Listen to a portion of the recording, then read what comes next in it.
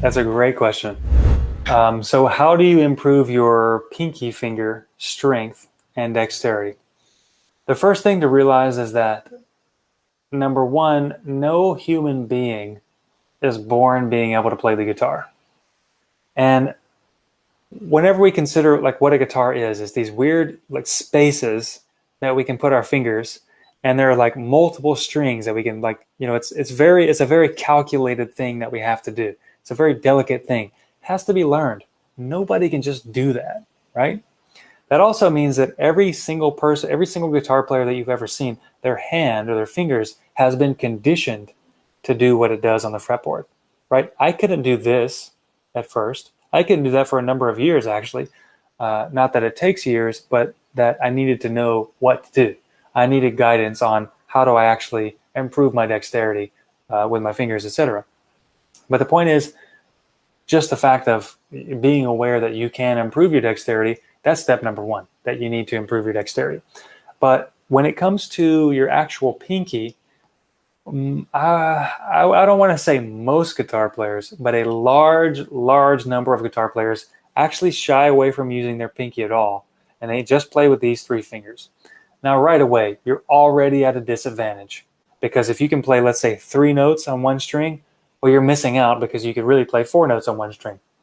Or let's say if you're going to play a chord with only 3 fingers, well, you're missing out because you could really use that 4th finger to play a different version of the chord, or an extended chord, or add extra flavor, etc., to your chords that you're playing.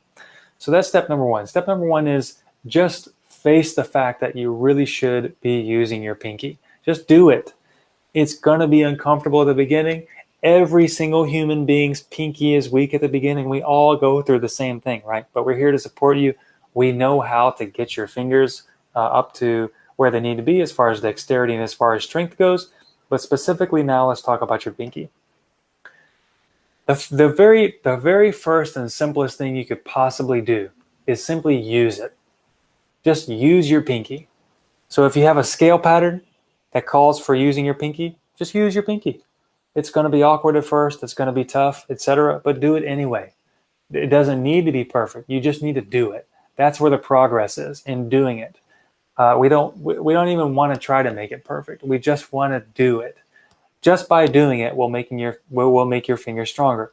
It's just like it's literally just as simple as tying your shoes.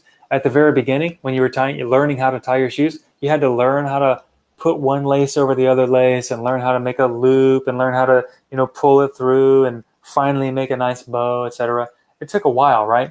But over time, you just did it and did it and did it and did it, and now you can probably just tie your shoe and be looking at somebody else and having a conversation and not even thinking at all about tying your shoe. You just tie your shoe and boom, your shoe's tied. You don't even think about it, right? So the first step is just do it. Just use your pinky. Now, if you want to specifically work out your pinky, then there's some very, very, very simple exercises that we can do. You can do this with any finger, but I'm specifically just going to show it with a pinky right now.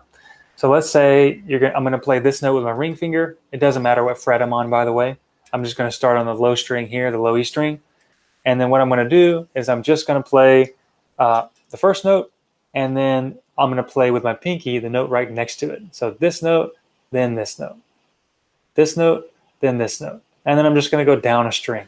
So I'm going to do this. And I'm just going to keep going down all the strings.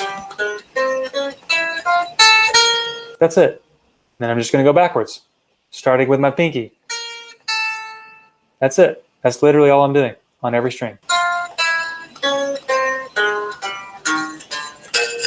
Just that. If you just do that, and if you move this little exercise that we did around to different places on the fretboard, just that is going to start getting your fingers in shape, start getting your pinky in shape to be able to use it. Another thing that you can do is simply play one note, let's say with your ring finger, and then play the next note with your pinky over and over again.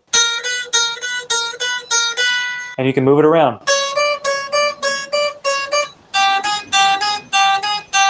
A really cool thing to do would be to try to play this in rhythm, and maybe you play 4 times in each place before you move it around, but continue to keep the beat. So something like this.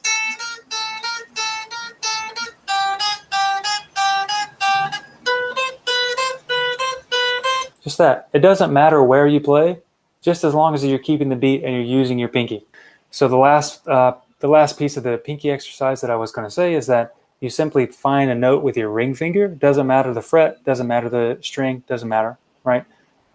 Usually, in my opinion, the high E string is easier to practice your pinky on, just because you don't have to reach all the way up here. But you should practice on every single string, these same exercises. But either way, the last one is simply, all I'm going to do is pick one time, like that. I'm just going to pick, and then I'm going to hammer on with my pinky, like this. If you can't do that at first, that's totally fine. Remember, we all have to learn how to do this, right? And then I'm going to pull off. That may be really hard to do with your pinky at first. That's all I'm going to do. And it may take you some time to be able to do it fast like that. I wasn't doing that fast, but it may take you some time to do it succinctly like that, one after the other, so you can get it down smoothly. But as you work on it, you will be able to get it down. And then your pinky will be a lot stronger in the process.